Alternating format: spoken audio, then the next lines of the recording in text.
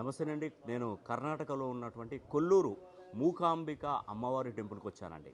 నేను తెలియజేస్తున్నటువంటి విషయం ఏంటంటే 2034 సంవత్సరంలోపు సుమారుగా 4 రాసుల వారు మినిమం సంపన్నులు కాబోతున్నారు. అది తులారాశి, వృషభ, కుంభ, సింహ. ఈ 4 రాసుల వారికి అదృష్ట యోగం ఉందండి. ఈ సంవత్సరంలో తులారాశి వారిని మించినటువంటి రాశి మరొకటి ఉండకపోవచ్చు. ఎందుకంటే తులారాశి వారికి ఇక్కడ మనం గమనించినట్టయితే 9వ స్థానంలో గురువు ఉన్నాడు. ఇది మంచి అద్భుతమైనటువంటి విషయం. అదేవిధంగా 6వ స్థానంలో శనీశ్వరుడు ఉన్నాడు. మరి నేను ఈరోజు వారాహి అమ్మవారి దీక్షలో 4వ రోజులో ఉన్నాను. ముఖ్యంగా నేను మీకు తెలియజేసే విషయం ఏంటంటే, ఈ ఆషాఢ మాసానికి అధిపతి ఎవరంటే రాహు. ఆ రాహు అనేటువంటి వాడు కుంభరాశిలో ఉన్నాడు.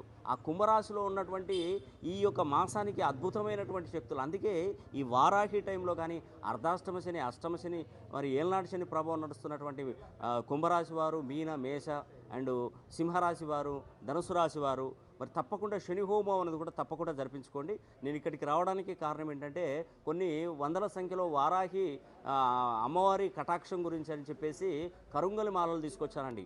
అమ్మవారి మూకాంబిక టెంపుల్లో మరి ఈ యొక్క వారాహి కార్యక్రమంలో 4వ రోజు దీక్షలో ఉన్నాను కాబట్టి పూజించి 4వ తారీఖున మరి వారాహి అమ్మవారి హోమం జరిపించి శక్తివంతం చేయబోతున్నాం.